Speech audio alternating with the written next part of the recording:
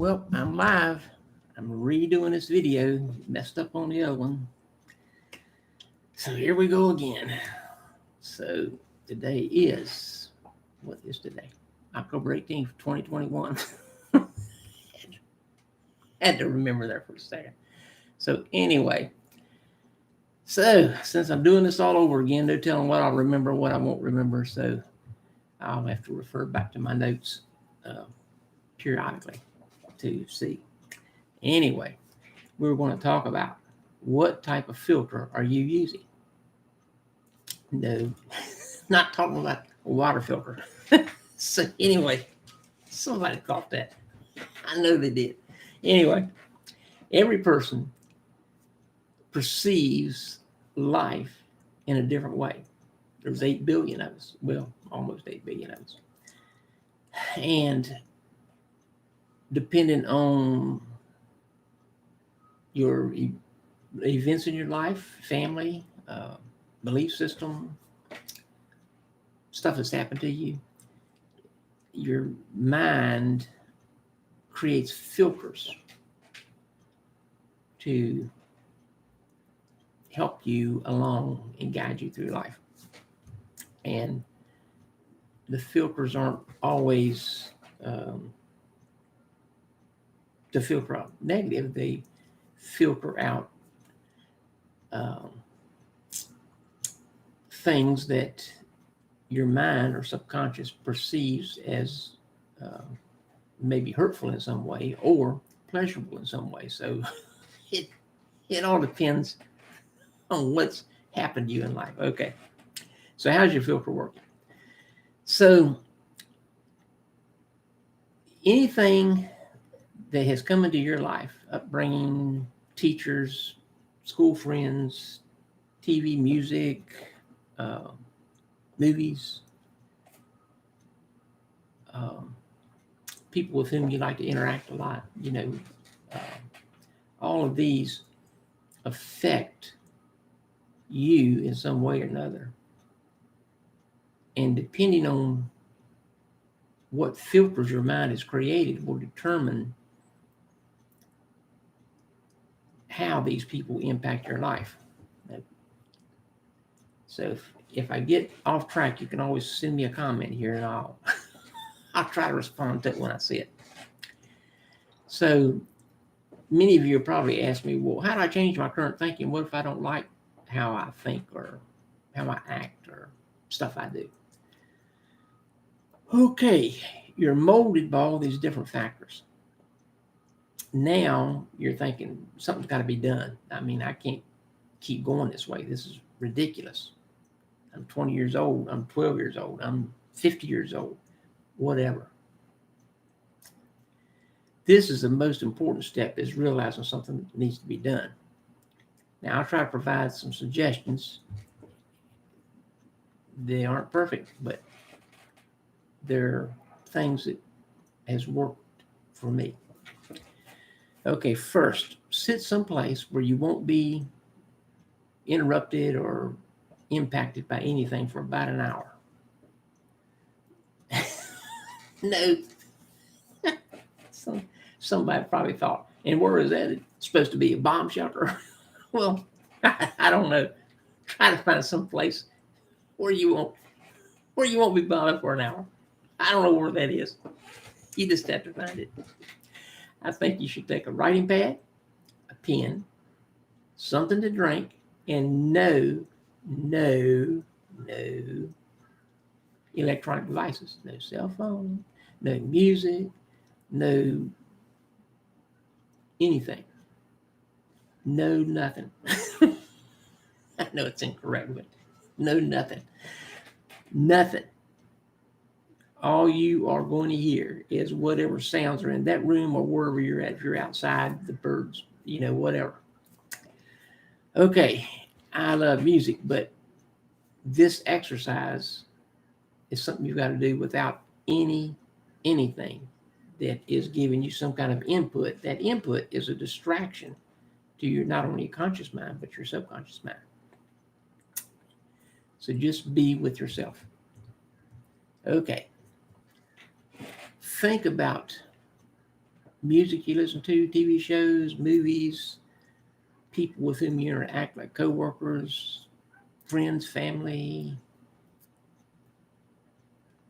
organizations with which you're associated. Write those down and leave some space, a couple spaces, maybe more, a couple spaces between each one. Then go back after you've written all of these down and write, how do you feel when interacting with those people, that music, that TV show? How do you feel? Consider, why do I allow this person, this group, this TV show, this music, whatever, into my life? Why do I allow it? What's the driving force that makes me like that? Some people will say, well, I've been with that person since been my friend since I was 3 years old, or it's not that big a deal. I like that music, but really, I mean, these things are impacting you in a negative way, or you wouldn't have written them down. Some people would tell me, oh, I just can't change. Yes, you can. This has got to change. Tell somebody you can't do something is baloney. You can change. It's simple. Maybe not easy, but it is simple. So how do I make the changes? Oh boy, that's a big one. So let me try to guide you on how to make the changes. And I'm gonna take an easy one, music. It was hard for me, but it's the easiest one I can think of right now. Okay. You probably have music that you like if you're like most people. I like hard rock and heavy metal. Okay. I like AC/DC. Therefore, Highway to Hell does not have a good message. No, it doesn't. So anyway, and I like that song. I had to stop listening to that song because of the message. I like the music. Fortunately, there was a group called Apologetics, APOLOGETIX, that puts good words to good music, so you don't get that negative. And their version of Highway to Hell is Fly Away from Hell. Yes, that's what I want to do. Fly away from everybody. So anyway, if you don't know the words to a song, you can go to A to Z Lyrics or Metro Lyrics or lyrics.com on the websites, and they have most of them have the lyrics written out for you. So anything that is disabling to you, whether it's a TV show, a friend, coworker, music, people you just hang around with, if they are disabling you from becoming the person you can be, you don't need to be around them. You don't need to have it in your life. You don't need to watch it. So I was thinking of TV shows. I wrote this. It came to my mind because I was a TV aficionado. Man, I watched TV since I was a little kid. So anyway, one time I had impetigo, which is little blisters that you can get on your legs and stuff. And even at 12, I had, somewhat hairy legs. So my mom treated the impetigo. My aunt was a nurse, so she told her what to do. And back then they used Clorox, which is about the safest thing at that time that you could use. So you put Band-Aids over them after you put the Clorox on them. And then just a few days later, you can take the Band-Aids off. Well, so the day came to take the Band-Aids off. So my mom is taking it, inching it off a little at a time so she wouldn't hurt me. Man, that was painful, I got to tell you. pulling hairs and everything. And she eased it off of there. And my aunt came into the kitchen and she said, "What are you doing?" She says, "Well, I'm taking these Band-Aids off of Joe's legs." She says, "You don't do it like that." She says, "You don't. I didn't want to hurt him." My aunt came over. She goes, man, 5, 6 seconds, they were all off. So initially it was like, oh, but then it was gone. So by ripping it off, she eliminated a whole lot of pain of Mama easily taking this stuff off just an inch at a time. Well, not even an inch. Peeling it off, man. It was painful. But my aunt's like, she says, better just rip it off. The shock gets over in just a few seconds instead of lasting for minutes while you're doing it. So for the TV shows and stuff like that you just have to watch, but they're not good for you, stop watching. Rip it off. Just you're done. That's what I had to do. So fortunately, I had that event happen when I was 12. So I remembered that. So it's not easy. It's simple. It's not easy. So it is necessary.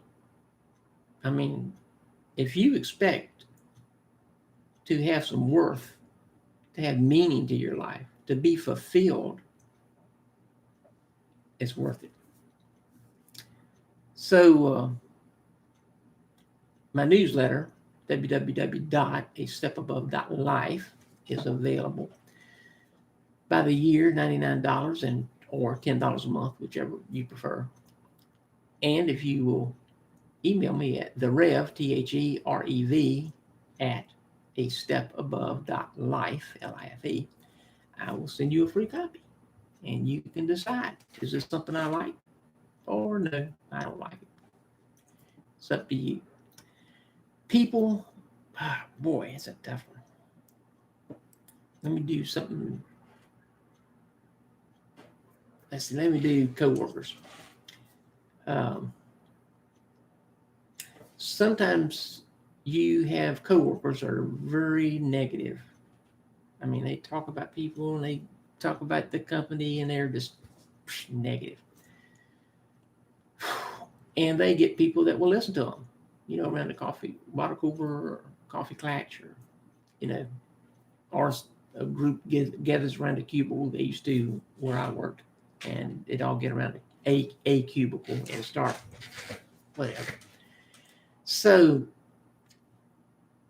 when this happens, you don't want to be offensive or act like you're holier than thou or some other baloney.